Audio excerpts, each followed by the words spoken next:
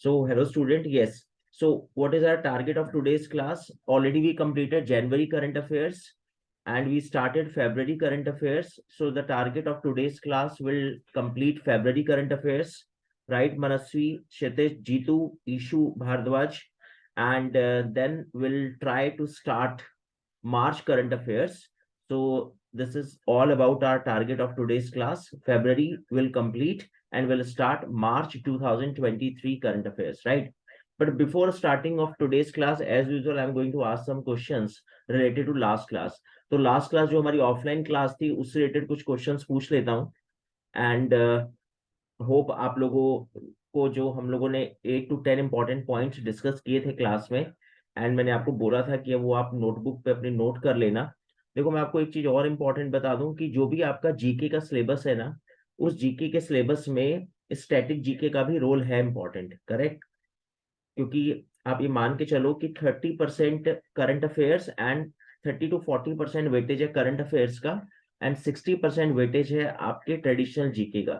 तो traditional GK भी हम लोग कंप्लीट करेंगे after completing our 6 months current affairs target. जो हमारे 6 months के करंट अफेयर्स हैं उनको कंप्लीट करने के बाद हम स्टैटिक जीके की भी क्लासेस को डिस्कस करेंगे, क्योंकि those are also very important for your competitive exams, right?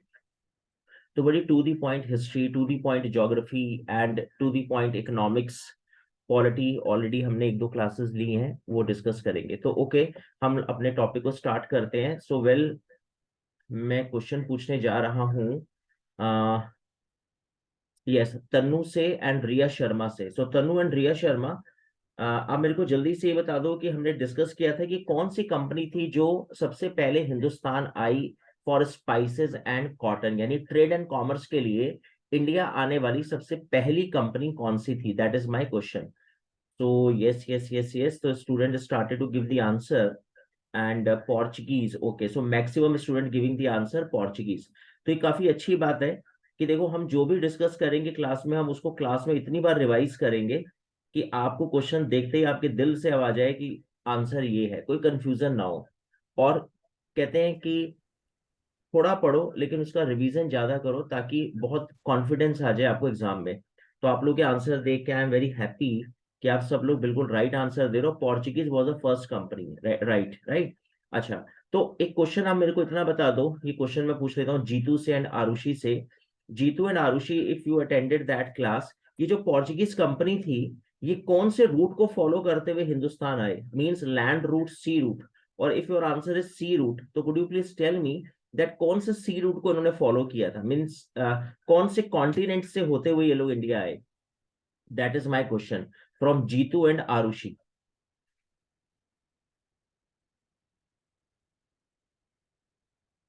Okay, so Lavya ने आंसर दिया कि sir it was sea route which was followed by Vasco da Gama. Yes, हमने डिस्कस किया था 1498 में वास्को डी गामा ने सी रूट को follow किया एंड उसके थ्रू ये लोग हिंदुस्तान आए। और लैंड रूट क्यों इन्होंने फॉलो नहीं किया वो मैंने आपको पूरी स्टोरी सुनाई थी। And very good Lavya, South Africa, very good Tanu, very good Anubhav, South Africa, very good Aarushi, Vidita, Ayush, Diya Arora. Yes, हम लोगों ने मैप में डिस्कस भी किया था कि किस तरह से वो South Africa, Cape of Good Hope, मैंने आपको एक प्रॉपर टर्म बताई थी कि केप ऑफ गुड होप यानी अफ्रीका कॉन्टिनेंट के जस्ट साउथ से होते हुए ये लोग मालाबार कोस्ट पर पहुंचे थे, correct? Malabar coast, Malabar coast, Kerala to Goa. Okay, now tell me, एक मैंने आपको बड़ी फेमस बैटल बताई थी, ये मैंने आपको बताया था कि एचएम के एग्जाम में ये क्वेश्चन आया था एंड डीयू एलएलबी एंट्रेंस में क्वेश्चन था, Bedara, battle of Bedara. So could you please tell me ये बैटल ऑफ बेदरा कौन सी दो कंपनीज के बीच हुई थी? And I am asking this question from Surabhi and Manya Sharma and Parkhi.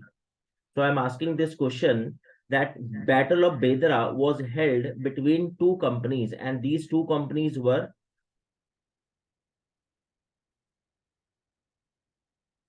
yes, any idea? Okay, so answer started and between East India Company and Dutch. Yes, correct है, very good, right answer है, East India Company and Dutch Company, and Dutch Company was defeated in that Battle of Bedra. Correct है, very good. Last two questions, last two questions. एक बड़ी famous battle है India की, और हर competitive exam से ये battle धूम मचाती है, और इस बैटल का नाम है बैटल ऑफ प्लासी। तो सिर्फ आप मेरे को इतना बता दो कि बैटल ऑफ प्लासी का ईयर क्या था। दर्पित से I am asking this question and from Gracy and Isha. Battle of Plassey का year and this battle was held between, ये कौन से दो पार्टीज के बीच में ये बैटल हुई थी, दैट इज माय क्वेश्चन। तो वही क्वेश्चन, और इस क्वेश्चन को हमने अपनी क्लास में डिस्कस भी किया था। So yes, maximum student started to give the answer. क्यों हुआ था बैटल ऑफ बेदरा तनु? आई थिंक आपने अगर वो क्लास अटेंड नहीं करी थी, तो बस ऑफलाइन क्लास का एक यही ड्रॉबैक है कि अगर आपने वो क्लास अटेंड नहीं करी, क्योंकि वो रिकॉर्डेड क्लास नहीं थी, तो शायद आपकी वो पूरी क्लास मिस हो गई। और ऑनलाइन क्लास अगर मैंने ली होती तो शायद वो रिकॉर्डेड लेक्चर आप सुन लेते। अभी मैं डिस्कस करता हूँ तनु कि वो क्यों हुई थी। वैसे जब हिस्ट्री की क्लास लेंगे तब एक बार फिर से रिवाइज करेंगे। For the time being, East India Company और बंगाल का नवाब सिराजुद्दौला, जिसमें उसका commander in chief Mir Jafar ने उसको चीट किया, और बाद में मीर जाफर को इन्होंने नवाब अपॉइंट किया आफ्टर बैटल ऑफ पलासी। तो I think M I absolutely correct. Anubhav और मनस्वी, तनु, निष्ठा और इन सभी स्टूडेंट्स ने करेक्ट आंसर दिया है। Correct. Last question of last class, battle of Buxar का सिर्फ आप मेरे को ईयर बता दो, and why battle of Buxar was very crucial for the history of India. हमने क्यों बार बार हमारी क्लासेस में, हमारे कॉम्पिटिटिव एग्जाम्स में बैटल ऑफ बक्सर एग्जामिनर पूछता है, उसका रीजन मैंने आपको बताया था। तो ईयर बता दो आप मेरे को, and why this battle was very crucial. Sir, it was crucial because in this battle, EIC defeated Bengal, Awadh, and Delhi, and they captured all the three territories, which were mainly uh, of India. Very good, Lavya. Let me clap for Lavya. Absolutely correct answer, Lavya. 1764 में very good Suhani, this battle was held, and ये वो battle थी जिसने declare कर दिया कि east India company के लिए अब हिंदुस्तान के डोर हमेशा के लिए ओपन हो गए, क्योंकि अब हिंदुस्तान में कोई ऐसी पावर नहीं बची थी जो ईस्ट इंडिया कंपनी को टक्कर दे पाती, क्योंकि प्राइम मिनिस्टर उस समय का शाह आलम सेकंड, मुगल एम्परर इन्होंने डिफीट किया, और दो बड़े बड़े प्रिंसली स्टेट्स के सीएम इन्होंने डिफीट किए। सो दैट्स व्हाई उसके बाद east India company full swing में आ गई और हिंदुस्तान को इन्होंने टेक ओवर किया। वेरी गुड निष्ठा and very good other students. Okay, so let us start current affairs. अब मैं कुछ क्वेश्चंस आपसे करंट अफेयर्स के पूछ रहा हूं, जो मैंने जनवरी करंट अफेयर्स और फरवरी करंट अफेयर्स में आपसे डिस्कस किए थे। तो मैं जरा चेक कर लूं कि हम लोग खाली पढ़ ही रहे हैं या हमें कुछ याद भी है। तो I am asking this question from Aviraj and अंश।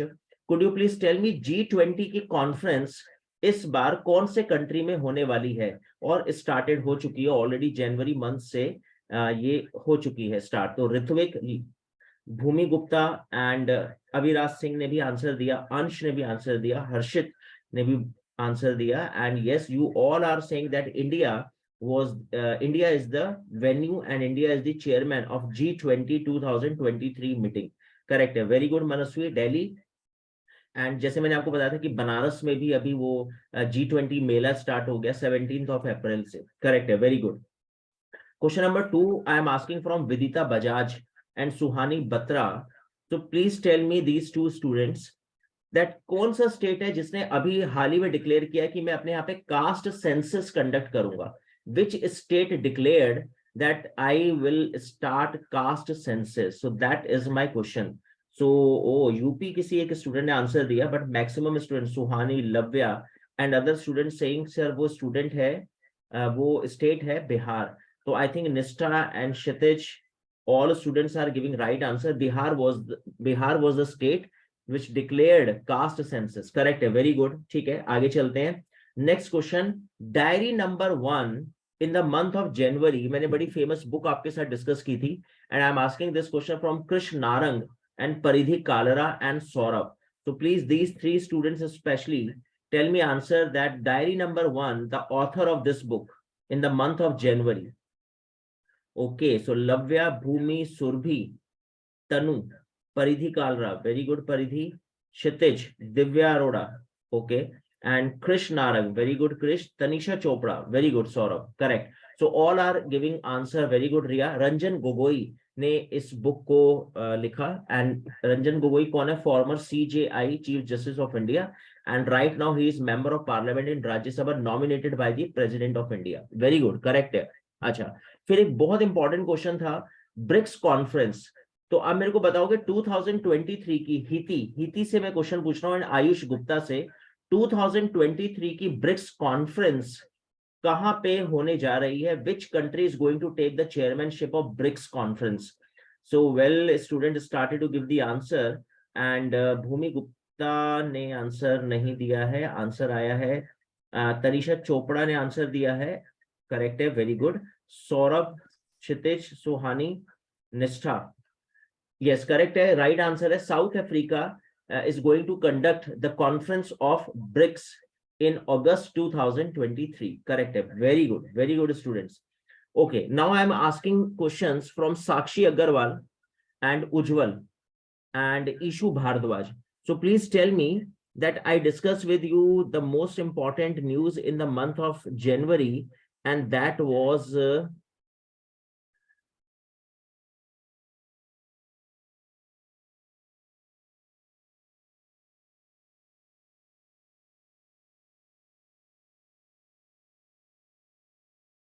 Okay, manuscript museum.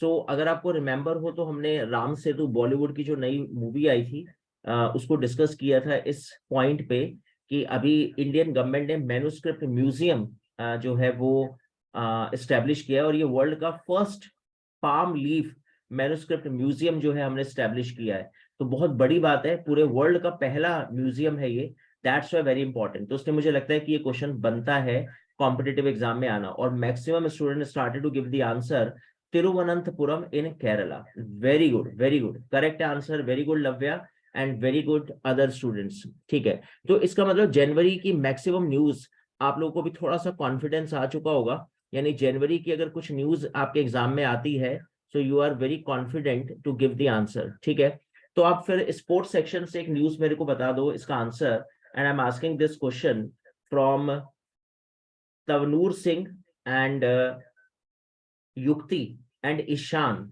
And Parkhi. Australia Open grand slam का अगर आप मेरे को मेल एंड फीमेल सिंगल, अगर आप मेरे को चैट सेक्शन पे इन शॉर्ट भी अगर आप लिख दोगे तो चलेगा, I can understand. So man single and women single. Okay, so Manasvi ने लिखा है Novak and Aryna Sabalenka. So I think बाकी स्टूडेंट्स मनस्वी के आंसर से आई थिंक एग्री कर रहे होंगे, बिकॉज मुझे लग रहा है कि आंसर बिल्कुल करेक्ट है. दर्पित क्या बोलता है? दर्पित, कोई आंसर सही लग रहा है या नहीं? नोवाक जोकोविच, वेरी गुड लव्या, करेक्ट है. तवनूर सिंह, नोवाक जोकोविच and Aryna Sabalenka. Yes, so these are the two winners, man single and women single, Australia Open January month में every year it is conducted. Correct है, चलो ठीक है. This is all about January current affairs जो हमने discuss किया. तो थोड़ा बहुत आपको कॉन्फिडेंस आ गया होगा. देखो, क्वेश्चन मैंने पूछा और आपको एकदम क्लिक हुआ उसका आंसर, तो it means your preparation is absolutely on fine track, कि आपकी प्रिपरेशन बहुत अच्छी चल रही है. मैंने क्वेश्चन पूछा, आपको थोड़ा सा कंफ्यूजन हो गया कि यार हाँ शायद ये आंसर है या ये, तो ठीक है, ऑप्शन देख के आपको बिल्कुल क्लिक करेगा एग्जाम में. और अगर मैंने क्वेश्चन पूछा और आपके हेड ऑफ ट्रांसमिशन हो गया, सर के ऊपर से निकल गया, तो फिर ये चिंता की बात है. इसका मतलब अभी आपने शायद क्लास में उस समय इसको ध्यान से नहीं सुना. अब मैं फेब्रुअरी करंट अफेयर्स के 5 पॉइंट्स पूछ रहा हूं, फिर उसके बाद remaining part of February discuss करेंगे. आप मेरे को सिर्फ इतना बता दो कि football Asia Cup 2027 February current affairs से मैंने डिस्कस किया था. मैं asking this question from Darpit and Gracy. ये फुटबॉल एशिया कप 2027 कौन सा कंट्री कंडक्ट कर रहा है? जिसमें मैंने आपको कॉमनवेल्थ गेम्स की अपनी एक कहानी सुनाई थी, बड़ी इंटरेस्टिंग स्टोरी थी वो. वेल, लव्या ने आंसर दिया है कि सऊदी अरेबिया सर इसको कंडक्ट करेगा, football Asia Cup 2027, and other student also giving the answer Saudi Arabia. Yes correct है, वेरी गुड, बिल्कुल करेक्ट आंसर है. चलो बहुत अच्छा, वेरी गुड. वैसे आपको पता है कौन बनेगा करोड़पति स्टार्ट हो गए उसके रजिस्ट्रेशन, और कौन बनेगा करोड़पति अमिताभ बच्चन ने सबसे पहला क्वेश्चन आपको पता है क्या पूछा है रजिस्ट्रेशन में, कि 26 जनवरी को हमारा चीफ गेस्ट अल असीजी कौन सी कंट्री से था? ये पहला क्वेश्चन है. आप सोनी लिव, अगर आपके पास ऐप है तो आप उस पर जाना, रजिस्ट्रेशन करना. उसका पहला क्वेश्चन कौन बनेगा करोड़पति में, यही है, और बहुत इंपॉर्टेंट क्वेश्चन है, मैंने आपको पहले भी बताया था।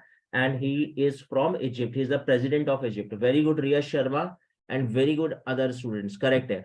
अच्छा, अब आप जल्दी से मेरे को ये बता दो, काला घोड़ा आर्ट फेस्टिवल, शायद मैंने आपके साथ एमसीक्यू में डिस्कस किया था फेब्रवरी करंट अफेयर्स में। So Diya Arora and Manya Sharma and Yukti अगर इसका आंसर दे, Kala Ghoda art festival, it is related to which particular city? And student started to give the answer Mumbai. Very good, correct है Divya and other student, it is related to Mumbai, correct है। ठीक है, फिर आप मेरे को ये बताओ, Quad, most most important, star mark कर लेना, 100% मुझे उम्मीद है कि ये क्वेश्चन आपके एग्जाम में आएगा। क्वाड, क्वाड्रिलेटरल एक ऑर्गेनाइजेशन है, इसमें 4 कंट्रीज के अगर आप मेरे को सिर्फ नाम मेंशन कर दो, आरुषि से I am asking this question, and अंश एंड निष्ठा एंड अनुभव एंड हर्षित स्पेशली। सो कौन कौन से वो 4 कंट्रीज हैं, क्वाड्रिलेटरल बन रहा है वो पूरे वर्ल्ड के मैप में? So well, student started to give the answer. Tavnoor, Manya, Lavya. So I think India, Japan, Australia, and 4th one, United States of America. Correct. So India, Japan, Australia, not Russia, Bhumi. It is United States of America. Correct. Very good. Very good, everyone. ठीक है, quadrilateral. Done. Last question वो ये, मैंने आपके साथ discuss किया था, north India का अभी एक बहुत बड़ा न्यूक्लियर पावर प्लांट स्टैब्लिश किया भारत सरकार ने, इंडियन गवर्नमेंट ने। सो दृष्टि Sarin and Vidita Bajaj and साक्षी अग्रवाल से मैं क्वेश्चन पूछ रहा हूं। आई थिंक संध्या ने शायद आज ज्वाइन नहीं किया, तो ठीक है, यही स्टूडेंट अगर मेरे को बता दे जल्दी से कि नॉर्थ इंडिया का न्यूक्लियर पावर प्लांट लेटेस्ट फरवरी में हमने स्टैब्लिश किया। Yes, any idea?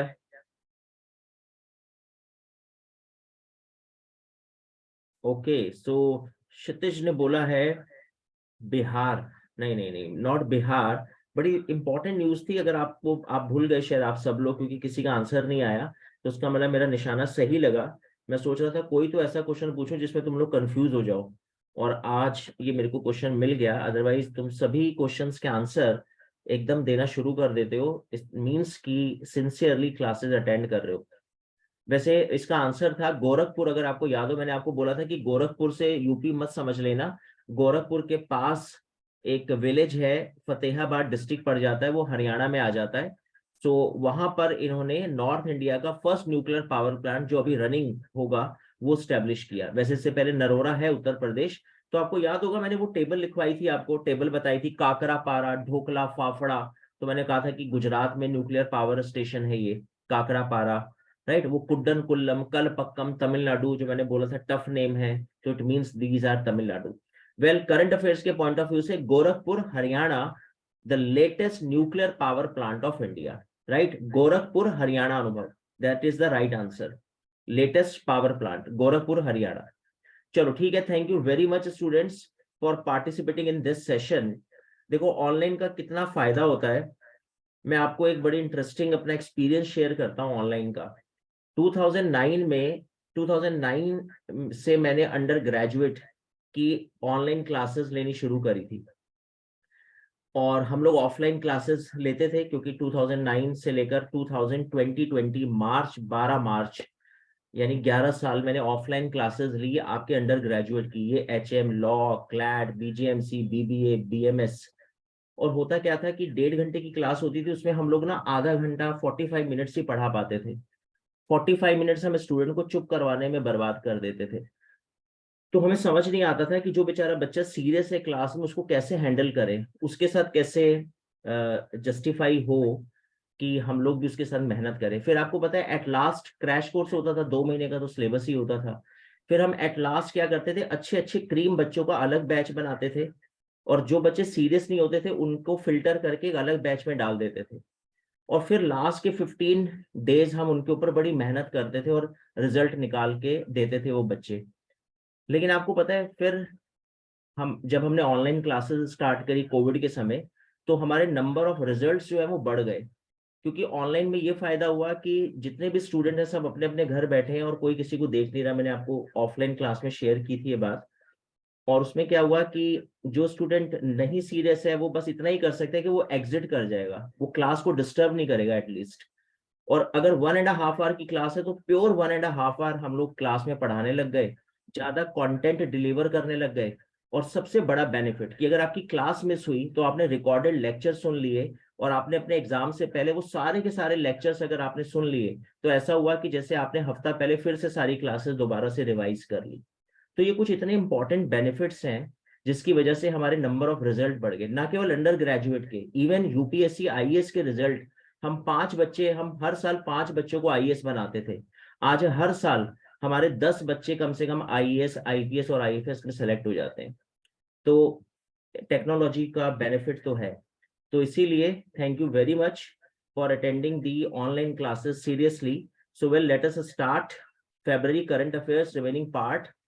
तो वेल, हम लोगों ने कहाँ तक डिस्कस किया था, अगर कोई स्टूडेंट मेरे को बता दे। फेब्रुअरी करंट अफेयर्स में हमारा लास्ट टॉपिक क्या था? देखते हैं, अभी हम चेक करते जाते हैं। So we discussed that Ayushman Khurrana became the national ambassador. Okay okay, correct. हाँ, मेरे ख्याल से हमें वो आयुष्मान खुराना, ये योयो टसे टसे लेख या टसे टसो लेख हमने डिस्कस की थी। बायोडायवर्सिटी हमने CAG comptroller auditor general discuss किया था, करेक्ट है। उसके बाद हमने ये Roka Botey, first female prime minister of Equatorial Guinea, correct है। जुपिटर के सबसे ज्यादा मैक्सिमम मून्स थे, ये हमने डिस्कस किया था। And operation Dost, operation Kaveri, very important 2 operation. Salman Rushdie की Victory City, very famous book. And ये न्यूक्लियर पावर प्लांट जो मैंने अभी आपसे क्वेश्चन पूछा, गोरखपुर हरियाणा। तो अगर आप भूल गए तो आप इसको थोड़ा सा एक बार रिवाइज कर लेना। एंड फिर उसके बाद अजय बंगा, वर्ल्ड बैंक के president. And I think this was the last slide जब मैंने आयुष्मान खुराना का UNICEF national brand ambassador for child right, correct. चलो अब हम आगे से स्टार्ट करते हैं। सर मेरा इंटरनेट प्रॉब्लम आई थी पिछली क्लास में, सो प्लीज सेंड रिकॉर्डिंग भेज देना। Okay right Manasvi, I will send. मैं आपको रिकॉर्डिंग भेज दूंगा। वैसे भी मैं आपको बता देता हूँ, मैं रिकॉर्डिंग इसको अपने इनके साथ भी शेयर कर रहा हूँ, मैं मैम के साथ भी शेयर कर रहा हूँ। और बाकी यूट्यूब चैनल पे भी आप जाके रिकॉर्डिंग सुन सकते हो, मैं उस पे भी अपलोड कर देता हूँ आप लोगों के लिए, करेक्ट। पुनीत भाटिया एकेडमी करके यूट्यूब चैनल पे अगर आप जाओगे तो वहां पे आपको ये रिकॉर्डिंग अपलोडेड मिल जाएंगी, करेक्ट। वहां पे भी मैं अपलोड कर दूंगा। चलो अच्छा ठीक है, आगे चलते हैं, नेक्स्ट पर आते हैं। वेल, अब एक और बड़ी इंपॉर्टेंट न्यूज है फरवरी करंट अफेयर्स की। अगर आप सबने अपना पासपोर्ट बनवा लिया हो या अगर आप बनवाने जा रहे हो, तो पासपोर्ट बनने के बाद एक पुलिस वेरिफिकेशन होता है। तो जिन स्टूडेंट्स ने अपने पासपोर्ट को पहले कभी बनवाया होगा उनको पता होगा कि पुलिस वेरिफिकेशन होता है और आपके घर पे एक कांस्टेबल आता है ये चेक करने कि जो आपने नाम पता एड्रेस बताया है वो सही है या गलत है। और कई बार ऐसा भी होता है कि आप घर पे नहीं हो तो फिर वो बेचारे दोबारा आएंगे, फिर तिबारा आएंगे, क्योंकि उनको आना है घर पे और आप ही से बात करनी है जिसका पासपोर्ट बना है, राइट। तो ये थोड़ी सी एक्सरसाइज ज्यादा हो जाती है और टाइम भी वेस्ट होता है। क्योंकि मुझे याद है जब मैंने अपना पासपोर्ट बनवाया था तो वो जो कांस्टेबल थे वो बेचारे 3 बार आए। अब उन्होंने हर बार मुझे कॉल किया, मैंने कहा मैं घर पे नहीं हूँ, और वो अचानक ही आते हैं वैसे पूछ देखने चेक करने।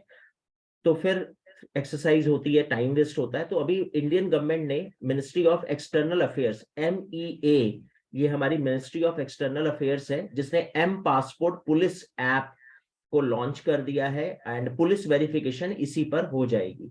तो अब आप देखो कितना टेक्नोलॉजी, वही जैसे मैं आपको बता रहा था कि कोविड के बाद तो फ्लड आया टेक्नोलॉजी में और कितनी टाइम सेविंग चीजें बनने लग गई।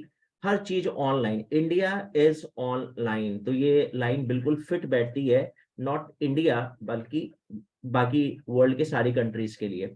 तो बस इतना सा ये ऐप है, एम पासपोर्ट पुलिस ऐप इसका नाम है, करेक्ट। तो ठीक है, मतलब मुझे लगता है कि इंपॉर्टेंट है, लेकिन हाँ एग्जाम में आने लायक दमखम इस क्वेश्चन का नहीं है। Just for your information I am sharing this news, ठीक है। अब आगे चलते हैं। अब इसमें जो सबसे काम की न्यूज है वो है Mohammed Shahabuddin elected new president of Bangladesh. At least वैसे तो देखो बहुत सारे प्रेसिडेंट और प्राइम मिनिस्टर शायद 6 महीने में बन जाएं, हार्डली वैसे होते हैं ऐसे 8 to 10। लेकिन एटलीस्ट कम से कम जो अपने नेबरिंग कंट्रीज है ना उनके प्राइम मिनिस्टर प्रेसिडेंट अगर कोई नया बनता है तो थोड़ा सा आपको ना उस पे नजर रखनी है। और हो सकता है कि शायद वो आपके एग्जाम में पूछ ले, क्योंकि बांग्लादेश हमारा पड़ोसी देश है। तो इस वजह से Mohammed Shahabuddin elected as new president of Bangladesh. तो ये थोड़ा सा आप इसको याद रख लेना। बाकी ये जो जितने भी गवर्नर्स हैं, कोई बात नहीं, अगर आपने नहीं याद करना तो आप छोड़ दो। जैसे 8 से 10 स्टेट्स के भी गवर्नर चेंज करे हैं। लेकिन मेरा एक क्वेश्चन है बस आपसे, मैंने क्यों ये न्यूज शेयर की आपसे, क्योंकि मैं आपको गवर्नर के बारे में कुछ बताना चाह रहा था। तो मैं ये क्वेश्चन पूछ रहा हूँ specially तवनूर, Ujjwal, Vidita Bajaj and युक्ति से। आपको कुछ आइडिया है जो स्टेट में गवर्नर होते हैं, एक होता है चीफ मिनिस्टर, उसके साथ एक गवर्नर बैठता है। तो आप में से कोई मेरे को बताएगा कि गवर्नर का टेन्योर कितने ईयर्स का होता है, ये कितने ईयर्स के लिए आता है?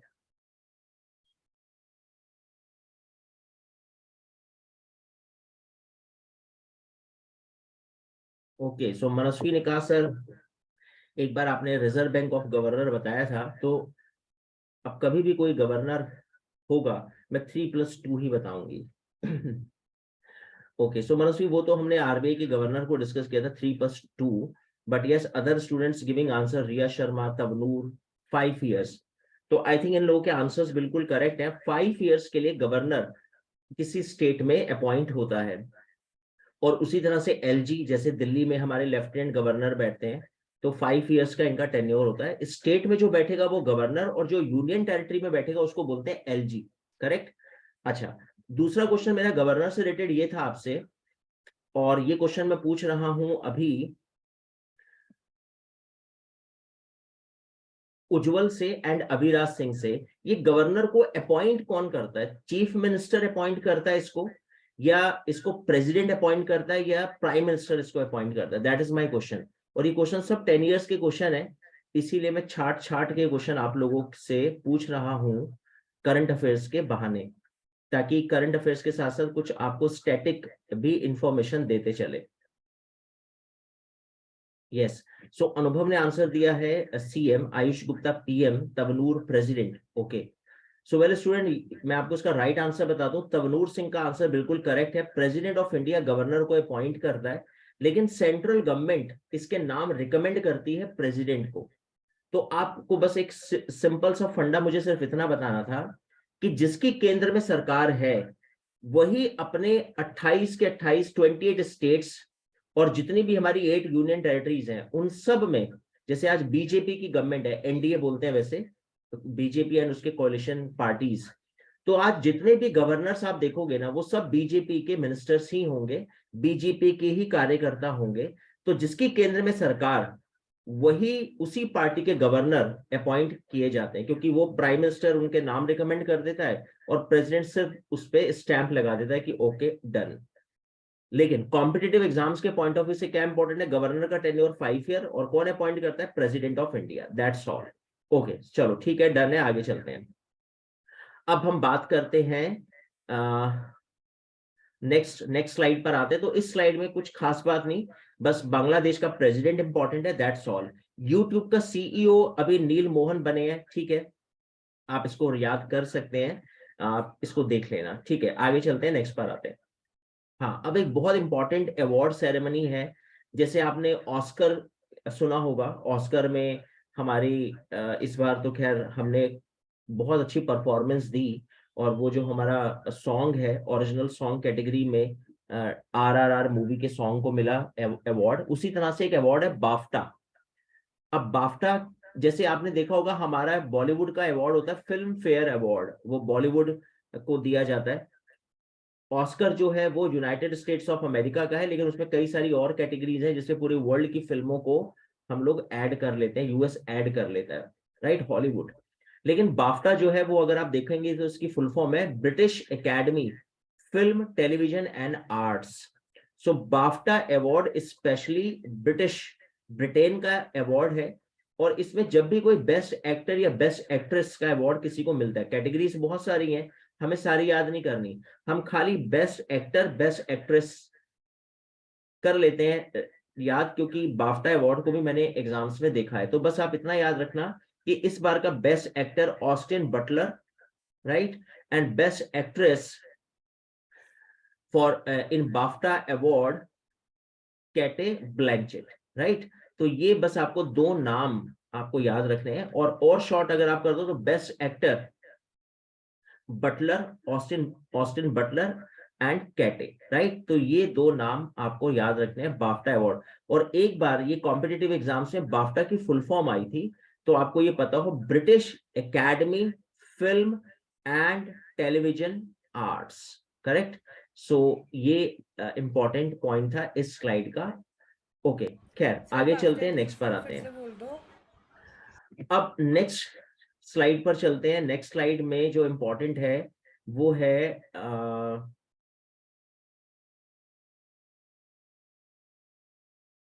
यस, दादा साहब फाल्के अवार्ड। दादा साहब फाल्के अवार्ड, वैसे मैंने आपके साथ एमसीक्यू में ये पॉइंट ऑलरेडी डिस्कस कर लिया था दादा साहब फाल्के अवार्ड के बारे में, और मैंने आपको दादा साहब फाल्के अवार्ड के बारे में कुछ बताया था। ओके मनस्वी, फिर से बता देता हूँ। BAFTA, British Academy film television and arts. B stand for British, A stands for Academy, F film, T television, A stands for arts, right मनस्वी सूद? हाँ, डायरेक्टर अनुभव, डायरेक्टर, प्रोड्यूसर, कॉमिक रोल। क्योंकि अगर आप देखोगे तो फिर बाफ्टा अवार्ड में हर award में 45 कैटेगरीज हैं, तो हमें इतना नहीं उलझना करंट अफेयर्स में, हम बड़ी क्रिस्प, बड़ा टू दी पॉइंट। अच्छा, मैं एक चीज आपको और भी बता दूं, मैं अभी जब ऑफलाइन क्लास ले रहा था तो एक स्टूडेंट आया क्लास के बाद मेरे पास, और उसने मेरे से क्वेश्चन पूछा कि सर जीके की क्वेश्चन क्या बहुत टफ आते हैं, बड़ा डरा डरा सा सहमा सहमा सा था। तो मैंने उसको थोड़ा दिलासा दिया, मैंने कहा बेटा राजकुमार लल्ला, बहुत आसान पेपर आता है। तो ये बात मैं इसलिए शेयर कर रहा हूँ आपके साथ, ये मेरा पिछले 15 साल का एक्सपीरियंस है कि पेपर के बाद ना बहुत सारे स्टूडेंट को ना बड़ा गिल्ट फील होता है कि यार इतना आसान पेपर आता है क्या, काश हमने थोड़ी सी सिंसियरली प्रिपरेशन की होती तो शायद हम लोग एग्जाम क्रैक कर देते। तो मैं इसलिए सब स्टूडेंट्स के साथ ना क्लासेस में ये शेयर कर लेता हूँ एक्सपीरियंस कि पेपर टफ नहीं होगा, बहुत आसान पेपर आता है। बस अगर आपने थोड़ी सी ईमानदारी से प्रिपरेशन कर ली ना, 1 मंथ और 2 मंथ, ये जो टाइम पीरियड अभी चल रहा है, इसमें अगर आपने थोड़ा सा सिंसियरली हैंडल कर लिया अपनी प्रिपरेशन को, 100% श्योर सिलेक्शन है, कहीं ना कहीं आपको कुछ मिल जाएगा, राइट। बिल्कुल टफ नहीं है, स्ट्रेट फॉरवर्ड सीधे एमसीक्यूज आते हैं, आपको ऑप्शन देख के एकदम आपके दिल से आवाज आ जाएगी अगर आपने 1-2 बार रिवाइज किया है। वेल, भूमि गुप्ता ने क्वेश्चन पूछा है, सर यूनियन टेरिटरी का एलजी का सेम टाइम पीरियड होता है? Yes Bhumi, lieutenant governor and हमारे जो स्टेट के गवर्नर हैं सबका टेन्योर 5 इयर्स होता है, एंड दोनों को प्रेसिडेंट ऑफ इंडिया ही अपॉइंट करता है, राइट भूमि। चलो, तो मेरा क्वेश्चन था एक आप लोगों से, और ये क्वेश्चन मैं पूछना चाह रहा हूँ, तन्नू से पूछ लेते हैं, एंड ये क्वेश्चन हम पूछ लेते हैं सुहानी, सौरभ एंड साक्षी अग्रवाल से। दादा साहब फाल्के अवार्ड इंडिया के बॉलीवुड के फर्स्ट डायरेक्टर माने जाते हैं, इनकी फर्स्ट डायरेक्ट मूवी जो हिंदुस्तान की ही पहली मूवी थी, उस मूवी का नाम आप बता सकते हो? मैंने आपके साथ एमसीक्यू में डिस्कस किया था। First movie directed by Dada Saheb Phalke, and that's why he was known as father of Indian cinema.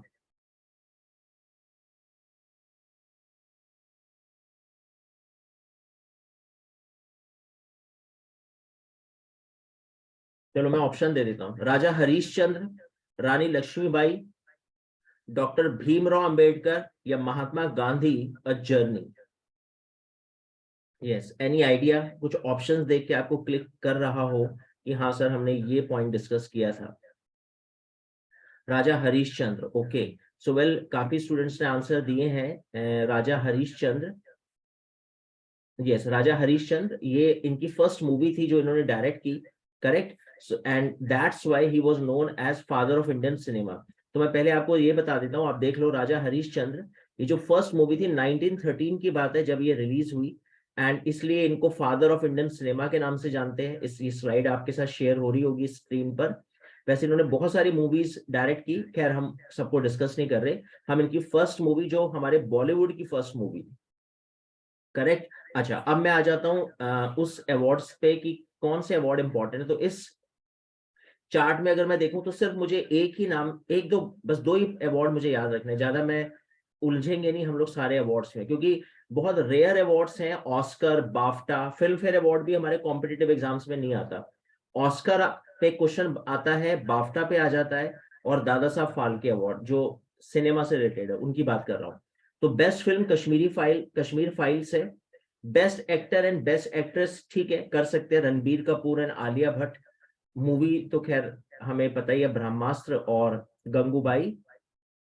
Kathiawadi के लिए आलिया भट्ट को मिला। एंड आउटस्टैंडिंग परफॉर्मेंस एक लाइफ टाइम अचीवमेंट अवार्ड होता है जो मैंने ऑलरेडी आपके साथ डिस्कस किया था, रेखा। और ये है Dada Saheb Phalke, right. So these are the 4 important points related to this topic. फिर से बोल रहा हूं, क्या क्या? Outstanding performance Rekha, best film Kashmir files, best actor Ranbir Kapoor, best actress Alia Bhatt. Dada Saheb Phalke की बात करते हैं तो father of Indian cinema, first movie Raja Harishchandra 1913, that's all correct. चलो ठीक है, आगे चलते हैं, मूविंग टू नेक्स्ट। अच्छा, अब हम आते हैं अगली इंपॉर्टेंट न्यूज पर। जैसा मैंने आपको बताया ही था कि हम लोगों ने जब से हिंदुस्तान आजाद हुआ, हम 5 बैटल्स अभी तक फाइट कर चुके हैं। और इन 5 बैटल्स की अगर बात करें, हम लोग बात करें तो 1947 में सबसे पहला अटैक पाकिस्तान ने कर दिया था हमारे ऊपर, आजाद होते ही अटैक कर दिया। तो बड़ी इंटरेस्टिंग स्टोरी है, मैं आपको कभी सुनाऊंगा हिस्ट्री की क्लास में, कैसे पाकिस्तान, क्यों पाकिस्तान के ऊपर डिस्प्यूट है आज तक, और इंडिया और पाकिस्तान की बाउंड्री लाइन का क्या नाम है। वैसे ये क्वेश्चन तो मैं चलो पूछ ही लेता हूँ क्योंकि करंट से जुड़ा हुआ है। तो ये क्वेश्चन अगर मैं पूछूं तो मैं पूछ लेता हूँ सुरभि से, तनिषा चोपड़ा से, इंडिया और पाकिस्तान बाउंड्री लाइन का नाम क्या है? LAC, LOC, red cliff, McMahon line. These are by 4 options. फिर से सुनना, LAC, LOC, मैकमोहन या red cliff line. And Hitarth Gulati, Harshit and Hiti, ये तीनों HHH वाले स्टूडेंट से भी क्वेश्चन पूछ लेते हैं। इंडिया पाकिस्तान बाउंड्री लाइन का नाम।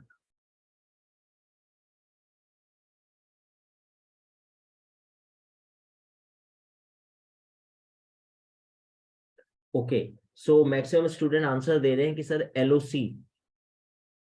ओके, सौरभ हिति ने इसका आंसर दिया है LOC, ठीक है।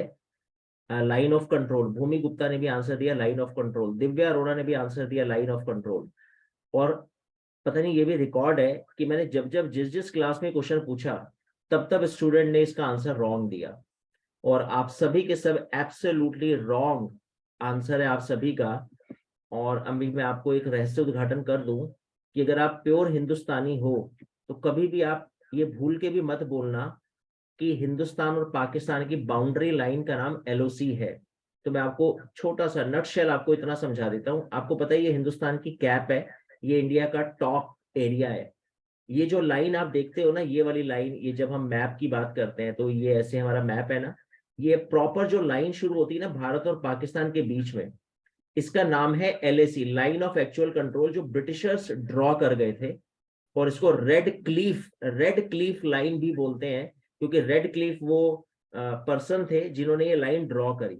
तो उनके नाम पे भी इसका नाम पड़ गया रेड क्लीफ। वैसे इसका नाम है line of actual control, correct. फिर आपको पता है क्या हुआ, जैसे ही हिंदुस्तान आजाद हुआ, ये जो जम्मू कश्मीर है ना, जम्मू कश्मीर ये एक रियासत थी। और इस रियासत का नवाब था हरि सिंह। तो हरि सिंह कर इंडिया से और पाकिस्तान से कोई मतलब नहीं था क्योंकि जब अंग्रेज हमें छोड़ के गए तो मैंने आपको बताया था कि उस समय 11 स्टेट्स थे और बाकी प्रिंसली स्टेट थे 565। उसमें से एक प्रिंसली स्टेट था जम्मू कश्मीर। तो खैर ये स्टोरी मैं आपको पॉलिटी की क्लास में डिस्कस करूंगा, बस मैं आपको सिर्फ इतना बता रहा हूं कि पाकिस्तान ने जैसे ही हमारे ऊपर अटैक किया, तो अटैक करने के बाद उसने इंडिया के, मैं यहाँ पे दोबारा से मैप बना रहा हूँ थोड़ा और क्लियर करके, उसने हिंदुस्तान का इतना पोर्शन कैप्चर कर लिया। और फिर यूएनओ बीच में आया, यूएनओ ने सीज फायर बोला कि जो आर्मी जहां खड़ी है वो वहीं खड़ी हो जाए।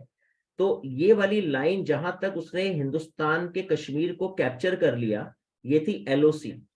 और ये जो पीछे वाली लाइन आप देख रहे हो ना, जो ओरिजिनल लाइन है वो है LAC। तो हिंदुस्तान LAC को बाउंड्री लाइन मानता है और पाकिस्तान इस लाइन को बोलता है बाउंड्री लाइन, इंटरनेशनल बाउंड्री। तो वो ये कहता है कि ये तो मेरा है ही, ये बताओ बाकी कब दोगे। और हम ये कहते हैं कि कमबख्त ये तो हमारा है ही, ये बताए ये जो छीना है ये वापस कब करेगा। तो इंडिया बोलता है LAC इंटरनेशनल बाउंड्री लाइन और पाकिस्तान LOC। तो जो मोदी जी ने सर्जिकल स्ट्राइक करी थी, जो उरी मूवी आपने देखी होगी, वो हमने सर्जिकल स्ट्राइक करी थी LOC के अंदर जाकर, यहाँ पर ये सर्जिकल स्ट्राइक यहाँ पे थी। और जो हमने बालाकोट में एयर स्ट्राइक करी थी, वो हमने पाकिस्तान के अंदर घुसकर अटैक किया था। करेक्ट। तो खैर मैं आपको ये बताना चाह रहा था कि आप लोगों को ये सब बातें पता होनी चाहिए, क्योंकि आप कॉम्पिटिटिव एग्जाम्स की प्रिपरेशन कर रहे हो, तो आपको पता हो कि इंडिया और पाकिस्तान की बाउंड्री लाइन का नाम है LAC। और LAC और LOC के बीच का जो एरिया आप देखते हो ना, ये आप समझ गए, ये LOC है और ये LAC। ये वाला जो एरिया आप देखते हो, इसको बोलते हैं POK, पाक ऑक्यूपाइड कश्मीर। राइट, पाक ऑक्यूपाइड कश्मीर, जो आप सुनते रहते हो ना न्यूज चैनल में, POK। ये POK क्या है? LAC एंड LOC के बीच का एरिया जो पाकिस्तान ने कैप्चर किया हुआ है। राइट, पाक ऑक्यूपाइड कश्मीर। तो खैर मैंने आपको एक कहानी क्यों सुनाई यहाँ पर, अभी पूरी नहीं सुनाई, सुनाऊंगा कभी, बड़ी इंटरेस्टिंग स्टोरी है। ये कहानी मैंने इसलिए सुनाई कि कभी भी पाकिस्तान के साथ हमारी कभी वॉर हो जाए, जनरली बस अगर हम कुछ भी प्रिपेयर कर रहे हैं ना डिफेंस में, वो सिर्फ पाकिस्तान को टारगेट करके, तो इसीलिए हम टाइम टू टाइम हमारी आर्मी मॉक ड्रिल करती रहती है। और अभी हमने फरवरी में उज्बेकिस्तान के साथ मॉक ड्रिल करी, जिसका नाम था एक्सरसाइज दस्तलिक। दस्तलिक का मतलब होता है फ्रेंडशिप। तो हमने उत्तराखंड में इनको बुलाया और इनके साथ एक्सरसाइज करी। अच्छा, वैसे आपको पता है ना, आप समझ रहे हो ना, इन एक्सरसाइज के दो बेनिफिट है। एक तो मैं पहले आप लोगों से पूछ लेता हूँ, ये एक्सरसाइज करने का पर्पस क्या है?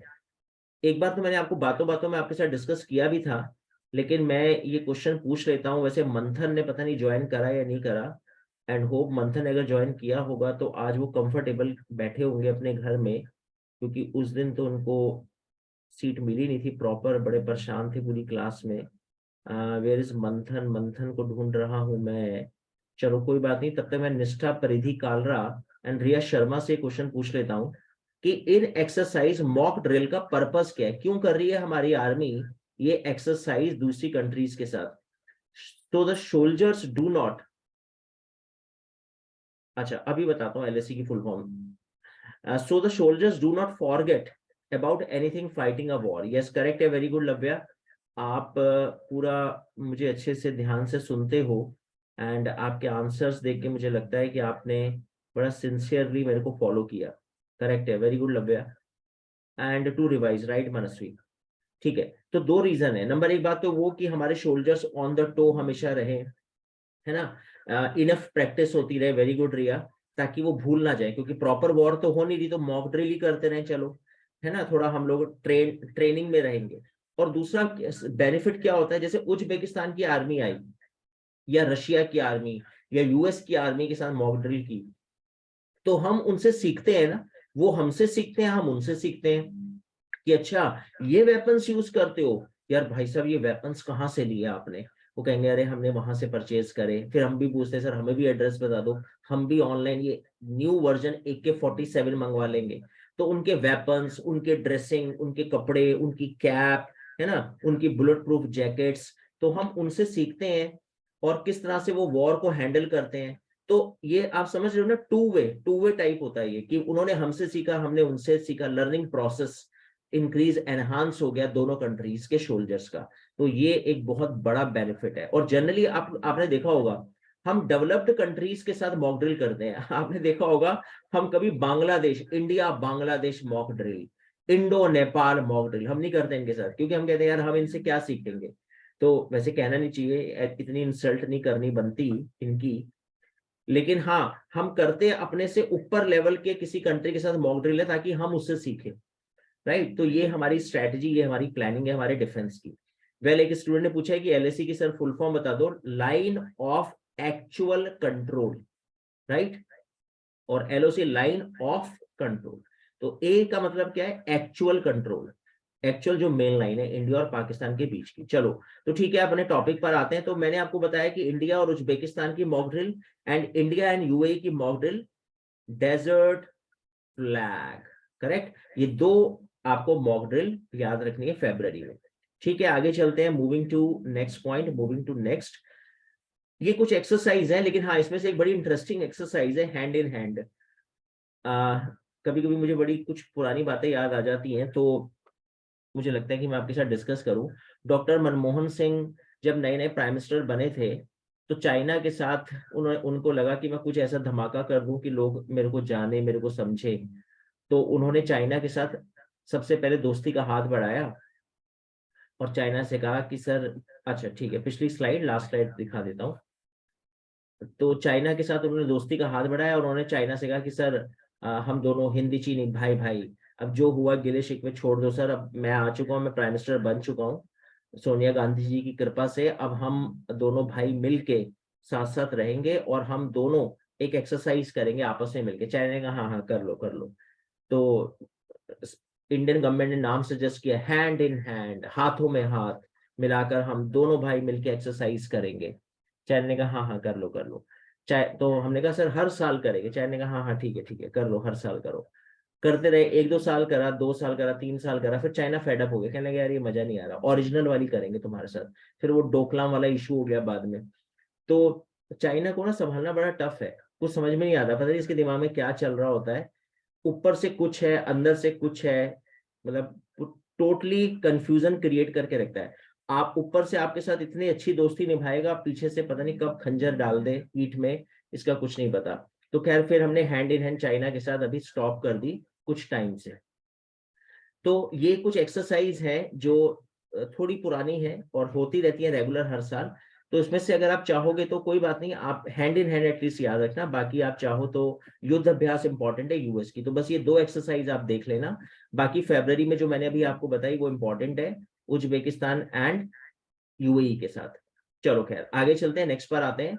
उसके बाद स्पोर्ट्स सेक्शन का ICC women's T20 world cup, ये शायद आप सभी को पता होगा, ऑस्ट्रेलिया ने इसको जीता था, ICC women's T20 world cup trophy 2023। Australia beat South Africa. तो अगर आपको रनर अप नहीं भी याद करना तो आप छोड़ दो, ज्यादा कंफ्यूज मत होना, बस इतना याद रखो, आईसीसी वुमेन्स T20 ऑस्ट्रेलिया। अच्छा एक सजेशन मैं आपको और दे दूं, होता क्या है, जैसे हर हर महीने हमारे एक दो स्पोर्ट्स आते चले जाएंगे, क्रिकेट से ही फॉर एग्जांपल। अब हो सकता है कि 4-5 महीने कंप्लीट करने के बाद आपको कंफ्यूजन हो, यार वो आईसीसी मेंस था, उसको ऑस्ट्रेलिया था, या आईसीसी वुमेन का ऑस्ट्रेलिया विनर था। तो अच्छा स्टूडेंट ना एक कॉपी पे नोट्स बनाए, और नोट्स कैसे होने चाहिए, जैसे क्रिकेट की बात आई तो क्रिकेट वाला एक अलग पेज बना लिया कि ये क्रिकेट से रिलेटेड 4-5 मंथ्स में हमने ये क्रिकेट की ट्रॉफीज डिस्कस की। ये बुक्स एंड ऑथर्स का एक अलग पेज बना लिया। ये अलग अलग कॉन्फ्रेंस, ब्रिक कॉन्फ्रेंस, G20 की कॉन्फ्रेंस, अभी मैं एक और कॉन्फ्रेंस मार्च में डिस्कस करूंगा, बिम्स्टेक। तो ये कॉन्फ्रेंस के एक अलग पेज बना के उन 3-4 कॉन्फ्रेंस अलग अलग मॉक ड्रिल्स एक ही पेज पे नोट कर ली। तो उससे क्या होगा, एग्जाम से पहले ना आप 15 से 20 मिनट अगर आप जल्दी से इन पेजेस को पलट लोगे ना, तो आपको फिर से सारी चीजें रिवाइज हो जाएगी। करेक्ट, थोड़ा ये काम कर लेना, ऐसे अगर नोट्स बना लोगे तो अच्छा होगा। चलो खैर ठीक है, मतलब जो चीज ज्यादा कंफ्यूज करे ना, उसको थोड़ा सेग्रीगेट करके उसको अलग एक पेज पे उन सबको एक साथ ले लो, सारे स्पोर्ट्स के, क्रिकेट से रिलेटेड सारे books and authors last 6 months के। ठीक है आगे चलते हैं, नेक्स्ट पर आते हैं। ये डेज, अब डेज की अगर बात करें, जैसे अब हर महीने हमारे डेज आ रहे हैं, मैं आपसे ज्यादा नहीं 3 to 4 डेज बताता हूँ, वैसे तो 30 डेज 30 इवेंट्स होते हैं, लेकिन हम हार्डली 3 और 4। तो अभी यहाँ पे फेब्रवरी में जैसे international mother language day important है, 20 फरवरी, ये 10 ईयर का क्वेश्चन है। उसके बाद 20 फरवरी, ये तो बहुत इंपॉर्टेंट क्वेश्चन है, सेंट्रल एक्साइज डे। करेक्ट, वैसे एक्साइज ड्यूटी होती है, अगर आपने कभी सुना हो, एक क्वेश्चन है, मैं पूछ लेता हूं आपसे, इकोनॉमिक्स से रिलेटेड क्वेश्चन है वैसे ये, अंश, अनुभव, निष्ठा से पूछ लेते हैं इन 3 स्टूडेंट से। एक्साइज ड्यूटी आपने अगर कभी सुनी हो टैक्स में, या कभी आपने कभी पढ़ा हो टैक्स में एक्साइज, ये डायरेक्ट टैक्स होता है या इनडायरेक्ट, और ये लगता किस पर है?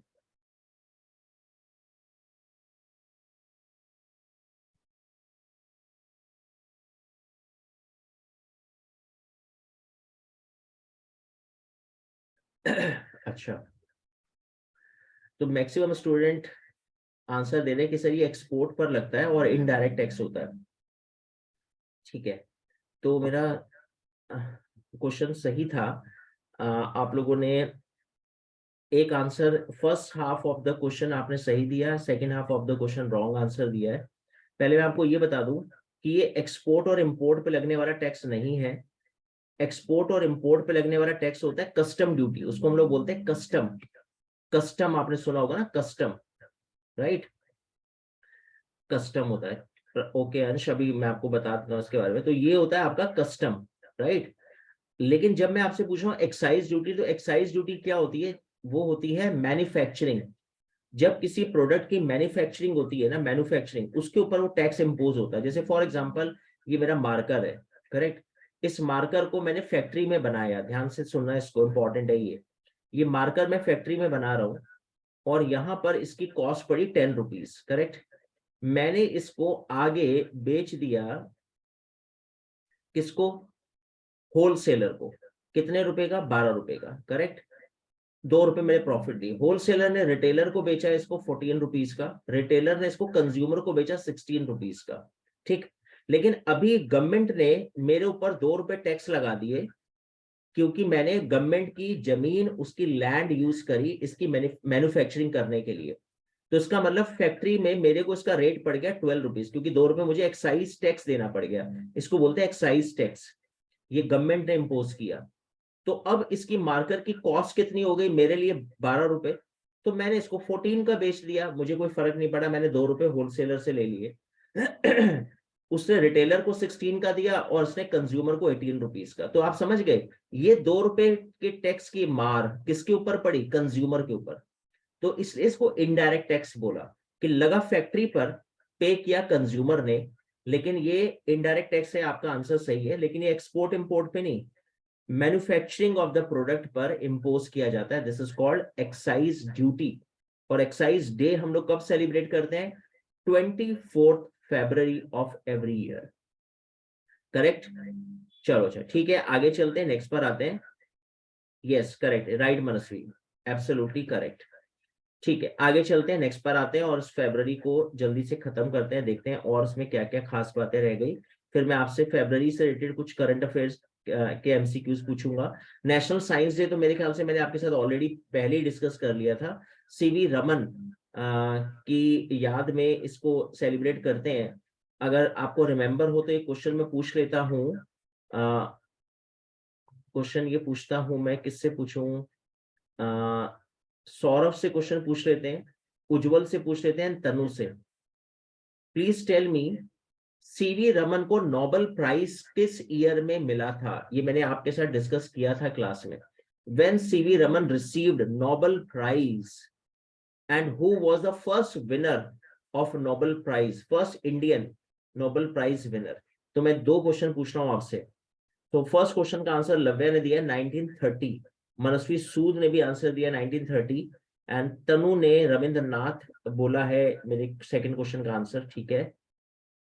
And Bhumi Gupta, Lavya, correct. And yes, what about other students? Okay, Suhani Batra ने भी आंसर दिया रविंद्रनाथ टैगोर। तो बिल्कुल करेक्ट है। अगर आपको रिमेंबर हो, मैं आपको फिर से याद दिला देता हूँ सबको, वैसे आप आंसर सही दे रहे हो। 1913 में रविंद्रनाथ टैगोर, एंड अगर आपको रिमेंबर हो तो गीतांजलि है ना लिटरेचर के लिए। And 1930 CV Raman, second Indian but first scientist who received Nobel prize, correct. तो इसी दिन उन्होंने रमन इफेक्ट की इन्वेंशन की थी। वो सन रेज में डस्ट पार्टिकल स्कैटर्ड हो जाते हैं, तो इसलिए हम लोग अपना साइंस डे सेलिब्रेट करते हैं। सीवी रमन का रमन इफेक्ट की इन्वेंशन हुई थी 28 फरवरी, जिसकी वजह से उनको नोबेल प्राइज मिला 1930, and he was the first Indian, second Indian, first scientist of India. चलो ठीक है, गुड वन, वेरी गुड। ठीक है, तो बस ये this that's all about our February current affairs. Hope आपको फरवरी करंट अफेयर्स क्लियर हो गया होगा। लेकिन अभी मैं चेक कर लेता हूं, मैं आपसे लास्ट क्वेश्चंस पूछ रहा हूं फरवरी करंट अफेयर्स के, और देखते हैं आपने कितने ध्यान से मेरे को सुना। लेकिन उससे पहले मैं आप लोगों से पूछ लूं, कोई पॉइंट, कोई बात जो मिस हो गई हो और आपको लग रहा हो कि सर ये मेरे को भी नहीं समझ में आया, तो कोई ऐसी बात जो आपको पूछनी हो तो please ask me, otherwise I will ask some questions of February. So all clear है, thank you Lavya. And what about other students? Yes, Ansh, Anubhav, Arushi, Aviraj Singh, Bhumi Gupta, Darpit, Divya, Isha. Okay, Riya Sharma को क्लियर है, थैंक यू रिया। ईशा गोगर, दिव्या अरोड़ा, भूमि गुप्ता को क्लियर है, thank you Bhumi. Gracy, Hiti, Ishan, mister Gulati. Okay, Tanu को भी clear है। और eye pad mister आर्य ने शायद आज ज्वाइन नहीं किया।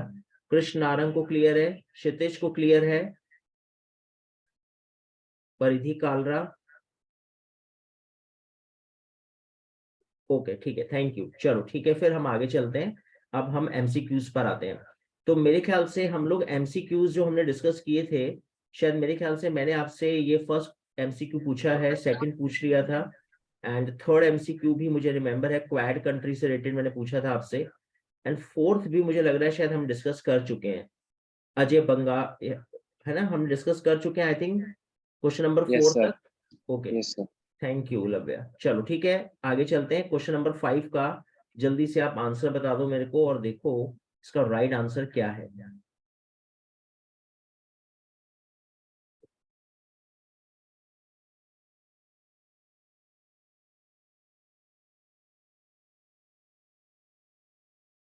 ओके, सो वेल, तनु ने आंसर दिया है ए, अनुभव ए, विदिता बजाज ए, भूमि गुप्ता ए,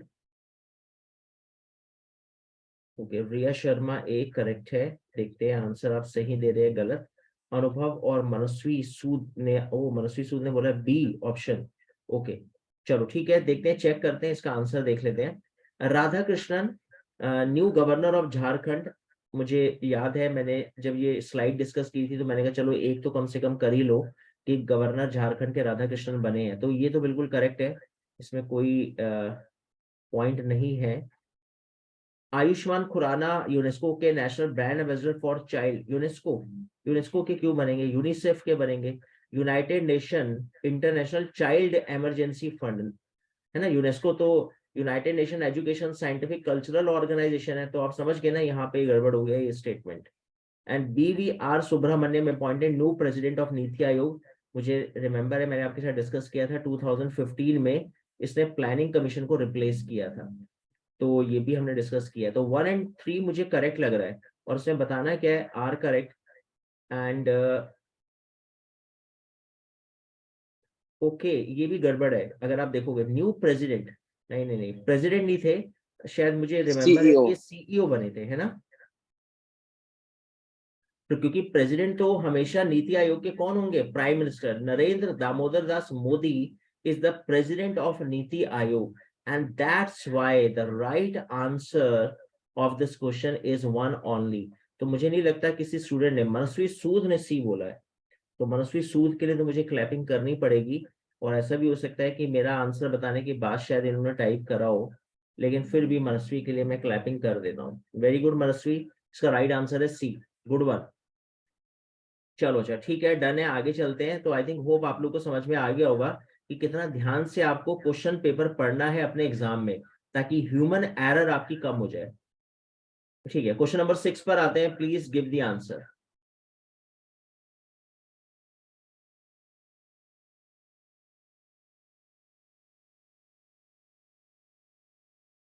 ओके, सो तनु ने आंसर दिया है डी, लव्या का आंसर है डी, जय, परिधि, मनस्वी, रिया शर्मा, अनुभव, निष्ठा, सुहानी, मनस्वी सूद। ओके ठीक है, तो सारे स्टूडेंट मेरे ख्याल से, तनिषा चोपड़ा, सब स्टूडेंट एक स्वर में आंसर दे रहे हैं कि सर इसका आंसर डी है। तो इट शोज योर कॉन्फिडेंस कि आपको बिल्कुल कॉन्फिडेंस है कि आंसर, ये क्वेश्चन जो है थोड़ा इंटरचेंज हो गया, क्योंकि इंडिया और उज्बेकिस्तान की जो मॉक ड्रिल है उसका नाम था एक्सरसाइज दस्तलिक, एंड यूएई के साथ हमने करा था डेजर्ट फ्लैग, तो दैट्स व्हाई बोथ रॉन्ग। तो इसका आंसर होगा नन, करेक्ट है। वेरी गुड एवरीवन, आप सभी ने आंसर बिल्कुल सही दिया, करेक्ट है, राइट। एंड इंडिया और यूएस के एक्सरसाइज युद्ध अभ्यास है ना, hand in hand with China.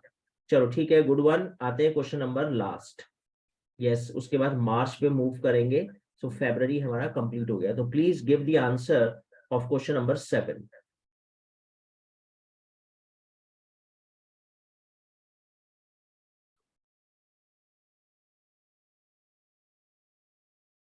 तो मनस्वी ने आंसर दिया है सी। ओके, तो क्वेश्चन नंबर 7 का, so Manasvi is very fast. Okay, Ansh C, Gracy C, Paridhi C, Suhani C, Lavya, Tanu, all are giving C, Kshitij C, Riya Sharma C, Bhumi Gupta C, and Jiya, Sakshi Agarwal C। Okay, तो चेक कर लेते हैं फिर से, सारे स्टूडेंट एक ही आंसर दे रहे हैं, ईशान आईफोन C। 21 फरवरी सेंट्रल एक्साइज डे नहीं, ये तो मैंने अभी डिस्कस किया है, मेरे ख्याल से 24 फरवरी है ये। एंड आई थिंक ये जो इंटरनेशनल मदर लैंग्वेज डे है ये है 21 फरवरी। तो इसका मतलब 1 और 3 तो मुझे बिल्कुल श्योर है कि ये दोनों रॉन्ग है। और अगर 1 और 3 रॉन्ग है तो मैं इसको नहीं चूज करने वाला, मैं इसको भी नहीं चूज करूंगा, और मैं डी भी चूज नहीं करूंगा। तो अगर मुझे सेकंड नहीं भी पता, वैसे स्लाइड में था ये जब मैं आपके साथ ये दोनों डिस्कस कर रहा था, तो इसका राइट आंसर ना चाहते हुए भी मैं सी लगा सकता हूँ, क्योंकि और कोई ऑप्शन बैठता नहीं है। करेक्ट, तो right answer is C, 2 only. Very good everyone. So how many of you जिनके स्कोर है 3 आउट ऑफ 3 फरवरी के लास्ट 3 करंट अफेयर्स में से? Yes, how many student scored? Oh, Riya Sharma के 2, तनु 2, मनस्वी 2, अच्छा, परिधि काना के 3 है, very good, Anubhav, Jiya, okay, Lavya, Kshitij, and Tanisha Chopra, Bhumi Gupta. Correct correct, तो बिल्कुल करेक्ट है मेरे ख्याल से। वो पहले क्वेश्चन में मैंने आपके साथ थोड़ा आपको पटकी दे दी, वो प्रेसिडेंट वाला गेम खेल के, एंड यूनिसेफ और यूनेस्को में मैंने आपको कंफ्यूज कर दिया। तो उसके लिए तो मेरे लिए क्लैपिंग, क्योंकि मैंने आपको कंफ्यूज करने में कामयाबी हासिल की। लेकिन परिधि कालरा को के लिए बिल्कुल क्लैपिंग है कि उनके 3 आउट ऑफ 3 ठीक है। वेरी गुड परिधि। चलो ठीक है, that's all about February current affairs. तो आज हम अपनी क्लास में मार्च करंट अफेयर्स को स्टार्ट करते हैं, लेकिन फिर से मार्च करंट अफेयर्स को शुरू करने से पहले मैं मार्च करंट अफेयर्स से भी रिलेटेड कुछ क्वेश्चंस आपसे पूछूंगा, जो बड़े जनरल क्वेश्चंस हैं। तो एक बार फिर से एक एमसीक्यू खेलेंगे, मार्च करंट अफेयर्स का स्टार्टिंग का जो सेशन है उसको करते हैं, और कुछ इंपॉर्टेंट न्यूज करते हैं डिस्कस। फिर हम मार्च को will try to complete in tomorrow class. Correct, तो ठीक है, करते हैं मार्च करंट अफेयर्स, और ये है आपके मार्च करंट अफेयर्स की का first MCQ, question number 1। So please read it. और ये क्वेश्चन मैं जानबूझ के ऐसे क्वेश्चन सेट करता हूं ताकि आप उस क्वेश्चन का आंसर दे सको। थोड़ा सा भी अगर आप दिमाग लगाओगे तो बात बन जाएगी। LIC, LIC मेरे ख्याल से सबको पता होगा, लाइफ इंश्योरेंस कॉर्पोरेशन। हो सकता है आपके पेरेंट्स ने 100% कोई लाइफ इंश्योरेंस ले रखी हो, और हो सकता है मैक्सिमम पेरेंट्स LIC पे ज्यादा बिलीव करते हैं। मैंने खुद LIC ली हुई है, लेकिन LIC के बारे में आप कितना जानते हो वो आज चेक करेंगे।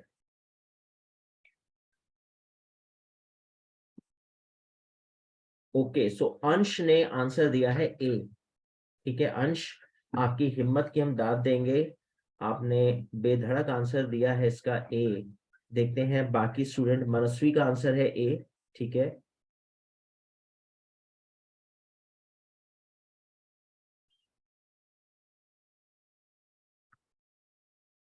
लव्या ने भी आंसर दिया है ए।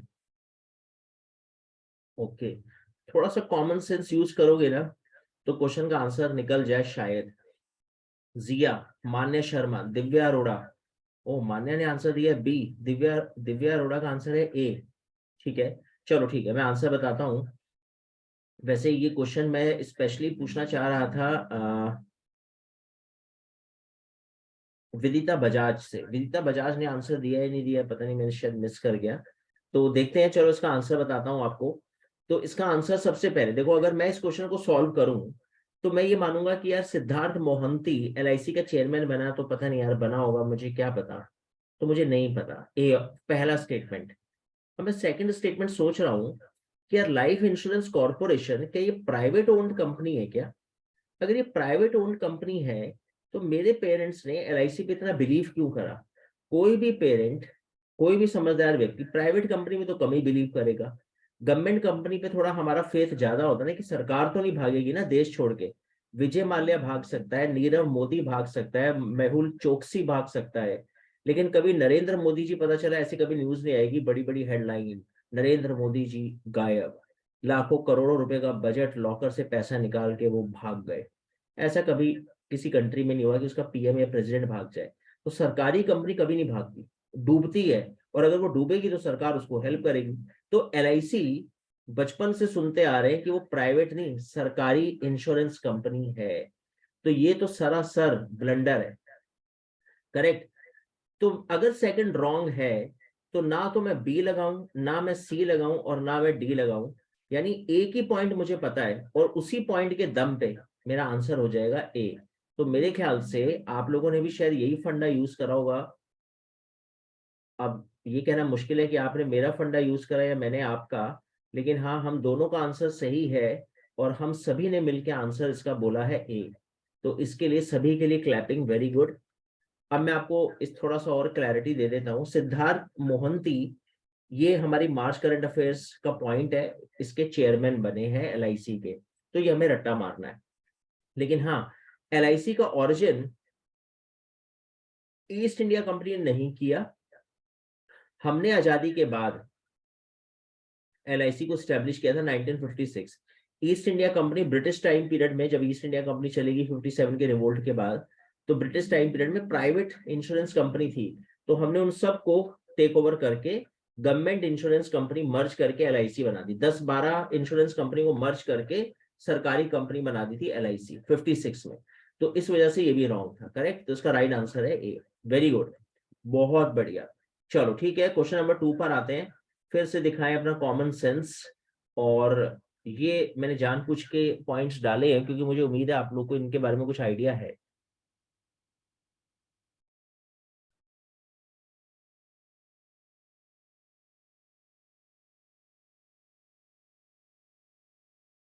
ओके, सो काफी सारे स्टूडेंट आंसर दे रहे हैं बी। अभी तो देखो मैंने मार्च पढ़ाया नहीं है और फिर भी तुम आंसर दे रहे हो। सर सी सही गलत कैसे पता लगा? अच्छा, सी सही है। अभी बताता हूँ। आप क्वेश्चन नंबर 1 का पूछ रहे हो बनश्री, अभी आएंगे क्वेश्चन नंबर 1 पे, दोबारा आते हैं। Well well well, answer maximum student, लेकिन विदिता ने बोला ए। अच्छा ठीक है विदिता, चेक करते हैं। विदिता बजाज का आंसर ए है, बाकी मैक्सिमम स्टूडेंट ने बी ऑप्शन दिया शायद, है ना? ठीक है, तो मैं इसका आंसर बता देता हूँ आपको, चेक करते हैं। देखो, ऑस्कर में 2022 triple R Naatu Naatu won best original song award. Absolutely wrong statement है। अब क्यों रॉन्ग है तो मैं पहले आपको ये बता दूं कि ये 2002 के ऑस्कर नहीं थे, 2023 के ऑस्कर थे। इस वजह से ये गड़बड़ हो गया स्टेटमेंट। करेक्ट। तो भावनाओं में बहकर आपने आंसर तो बता दिया, लेकिन आपने शायद ये चेक नहीं करा। ये इसीलिए ये छोटी छोटी बातें ही आपको सिखानी है कंपटीशन में, कि आपको ये सब चीजें ध्यान रखनी है अपने एग्जाम में। एकदम देख के पगला नहीं जाना कि अरे ये तो मेरा करा हुआ आ गया आंसर, राइट, मेरा क्वेश्चन करा हुआ है ये। ध्यान से पढ़ना। देखो, हमें पता था लेकिन हम गलत कर गए। अच्छा, लिटरेसी रेट तो आप लोगों ने मेरे को चीख चीख के क्लास में बोला कि सर केरला टॉप पर है। तो ये तो मेरे ख्याल से थर्ड करेक्ट है, इसमें कोई दो राय नहीं। परसेंटेज रॉन्ग सही उतना डीप नहीं जाएगा आपके एग्जाम में। केरला हाईएस्ट है, ये सफिशिएंट है, करेक्ट है। तो मेरे ख्याल से अगर मैं ये मान के चलूं, चलो मुझे थर्ड पता है और फर्स्ट तो मुझे पता होना ही चाहिए था क्योंकि ये तो इतनी फेमस बात थी, और ईयर भी मुझे पता होना चाहिए था, तो फर्स्ट रॉन्ग है। तो अब देख लेते हैं थर्ड करेक्ट कहाँ कहाँ पे आ रहा है। ए में, लेकिन 1 के साथ है तो इसलिए नहीं। 1 इनकरेक्ट है इसलिए मैं नहीं चूज करूंगा। 1 यहाँ पे भी आ रहा है इसलिए मैं नहीं चूज करूंगा। तो इसका मतलब मुझे अगर सेकंड नहीं भी पता तो भी मेरा आंसर बी फॉर बॉम्बे होगा, क्योंकि थर्ड करेक्ट, ओनली थर्ड, बिना 1 के खाली बी ऑप्शन में ही है। और अगर आप देखोगे तो लिटरेसी रेट हरियाणा की नहीं, बिहार इसका आंसर है, जिसकी लिटरेसी रेट सबसे खराब है। ये अभी मार्च में, देखो एक चीज बहुत इंपॉर्टेंट है, हमारी सेंसस होनी थी 2011 के बाद, हमारी सेंसस होनी थी 2021 में। लेकिन unfortunately because of the Covid pandemic हमने 2021 में सेंसस नहीं करी। तो अभी हमारी सेंसस 2023 में डिक्लेयर करी है अमित शाह ने, at the end of the year. लेकिन अभी छोटे छोटे कुछ कुछ हम सर्वे अपने लेवल पे करवा रहे हैं। तो हमने लिटरेसी का सर्वे किया है, तो उसमें बिहार आया है वर्स, केरला टॉप, और नाटू नाटू 2023, तो इसका आंसर होगा बी। तो मेरे ख्याल से मैक्सिमम स्टूडेंट ने फिर से वही, पता नहीं किसने किसका फंडा यूज करा, लेकिन मैक्सिमम स्टूडेंट ने आई थिंक आंसर बी दिया है। राइट मनस्वी, आपने भी आंसर सही दिया, और जिस स्टूडेंट ने ए बोला वो होप समझ में आ गया होगा उनको, करेक्ट। चलो अच्छा, क्वेश्चन नंबर 3 पर आते हैं, नेक्स्ट पर आते हैं, लास्ट फिर मार्च को स्टार्ट करते हैं। ओके, तो देखो जरा इसका आंसर अगर आप बता पाए तो।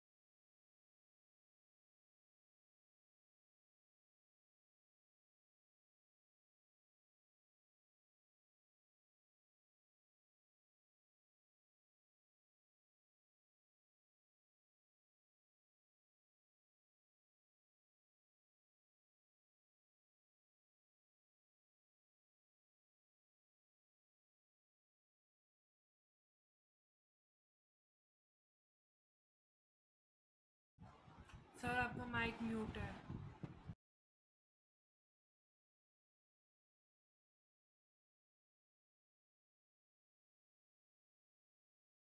Sir, you are at unmute. Sir, please unmute yourself. Okay sorry. So मैं डिस्कस ये कर रहा था कि हमें एक ही स्टेटमेंट पता है और उस एक स्टेटमेंट से ही शायद हमारी बात बन जाएगी। तो मेरे ख्याल से थर्ड अगर मुझे पता है, मुझे नहीं पता 1 और 2, तो उसके बेस पे भी अगर मैं देखूं तो मैं ना चाहते हुए भी डी को करेक्ट सही ऑप्शन मान सकता हूं। तो मेरे ख्याल से मैक्सिमम स्टूडेंट ने आंसर दिया है डी।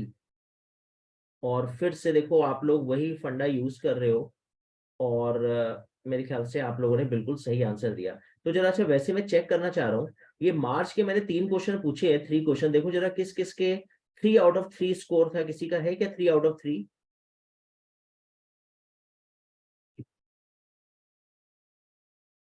ओके, तो तनु, परिधि कालरा, परिधि के 2 ठीक है, ओके। तनिषा चोपड़ा के 2 ठीक है, ओके। चलो ठीक है, वेरी गुड स्टूडेंट्स।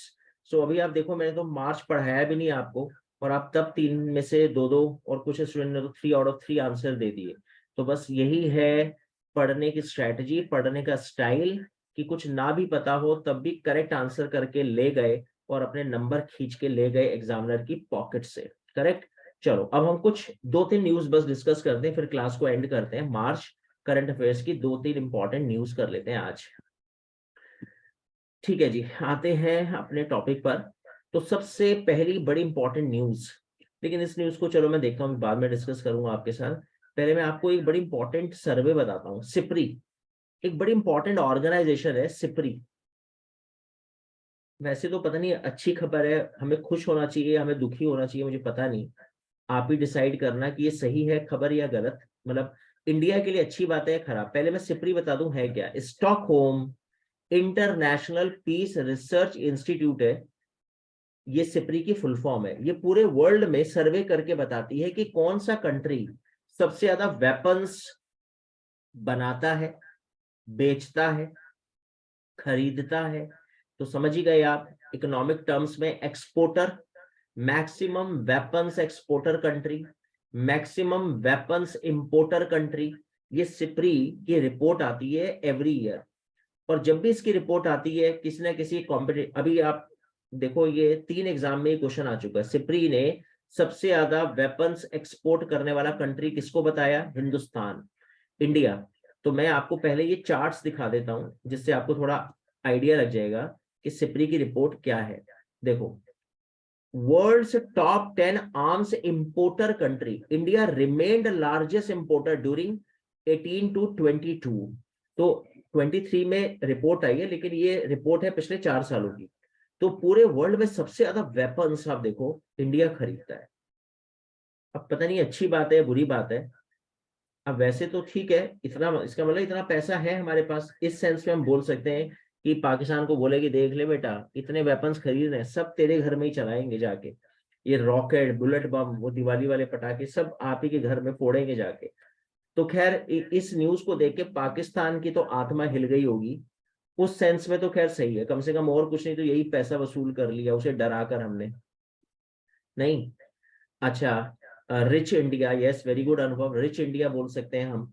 और अगर आप देखो तो देखो बाकी कंट्री, पाकिस्तान को देखो, पाकिस्तान को कम से कम ये तो बोल सकते ये बता यार तू 3.7%, हम 11% वेपन्स परचेज कर रहे हैं। तो ये तो रही खुशी वाली बात।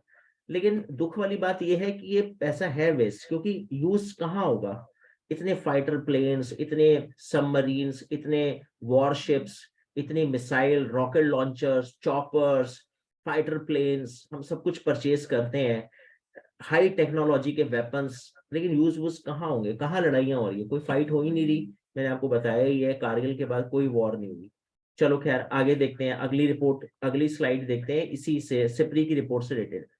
तो पहले तो आप ये जान लो कि देखो सबसे ज्यादा, अब अगर आप मेरे से क्वेश्चन ये पूछते कि सर इंडिया वेपन्स खरीदता किससे है सबसे ज्यादा, इसका पक्का दोस्त या इसका पक्का दुकानदार कि जाके बस राजमा चावल वहीं से लेने हैं, बढ़िया क्वालिटी के बासमती चावल देते हैं ये।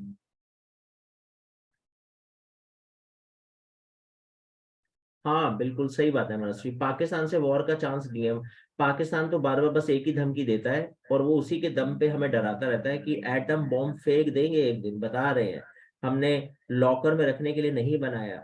पार्लियामेंट में हर 1-2 महीने के बाद पार्लियामेंट, पाकिस्तान की पार्लियामेंट से कोई मिनिस्टर ये स्टेटमेंट दे देता है कि अगर इंडिया के साथ कभी वॉर हुई तो एटॉमिक वॉर होगी ये हिंदुस्तान के साथ, क्योंकि उसको पता है एटॉमिक वॉर के अलावा वैसे सिंपल वेपन्स में तो ये पाकिस्तान इंडिया से नहीं जीत सकता।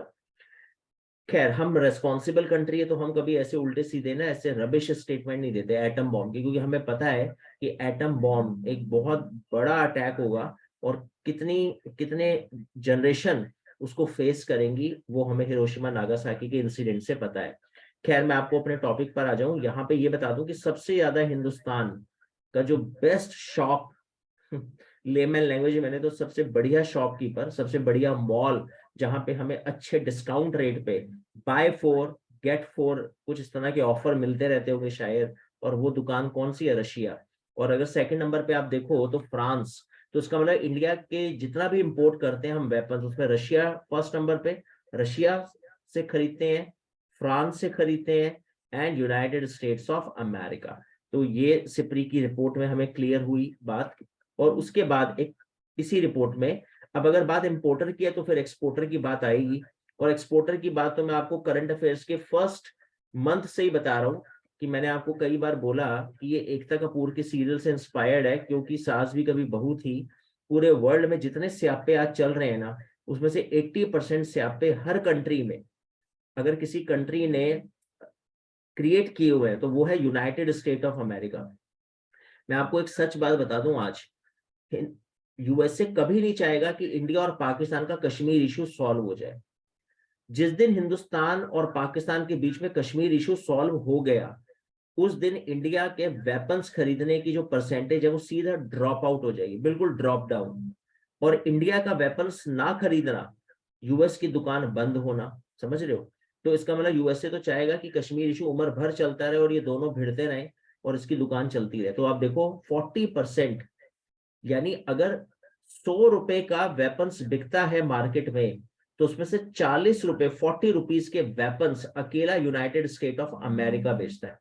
और रशिया देखो कितना गैप है, 16% वेपन्स एक्सपोर्ट करता है। और फिर ये देखो फ्रांस। तो ये है करिश्मा यूनाइटेड स्टेट्स ऑफ अमेरिका की तरक्की और उसके डेवलप्ड कंट्री बनने का रीजन। और इसीलिए बाकी भी रशिया, फ्रांस, जितने डेवलप कंट्री आप देख लो, ये सारे के सारे डेवलप कंट्री, इसमें कोई डेवलपिंग कंट्री दिख रहा है जो वेपन्स बेच रहा हो? डेवलपिंग कंट्री का तो बेचारे का इसीलिए बेड़ा गर्क है कि वो सिर्फ बेचारा वेपन्स खरीदने के लिए ही पैदा हुआ है, और बनाने और बेचने के लिए कौन? Develop country. तो उसका मतलब डेवलप कंट्री इसीलिए डेवलप्ड है क्योंकि वो वेपन्स बेचते हैं मार्केट में, वो क्रिएट करते हैं प्रॉब्लम दूसरे देशों में। तो आप समझ गए, यूनाइटेड स्टेट ऑफ अमेरिका। तो अभी मुझे सिप्री की 3-4 बातें समझ में आ गई। क्या क्या? नंबर 1 बात तो ये कि मुझे सिप्री की फुल फॉर्म समझ में आ गई। Stockholm international peace research institute, latest एक इंस्टीट्यूट है, बहुत इंपॉर्टेंट है। लेटेस्ट न्यूज क्या है इसकी सर्वे की, 2023 मार्च का सर्वे है इसका, कि वर्ल्ड में सबसे ज्यादा importer country weapons India, exporter USA, और इंडिया सबसे ज्यादा वेपन्स खरीदता है रशिया से। ये बताओ आपको ये 4 पॉइंट्स मार्च करंट अफेयर्स में समझ में आ गए? ये बात क्लियर है या कोई कंफ्यूजन है?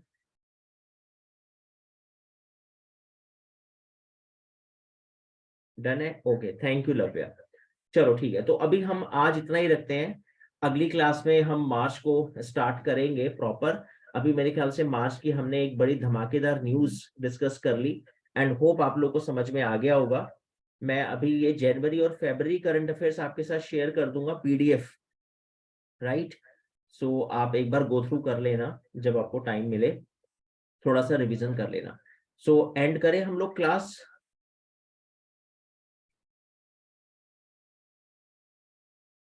Okay, thank you, Manasvi. Thank you, everyone. Thank you, sir. Okay, bye bye. Good night.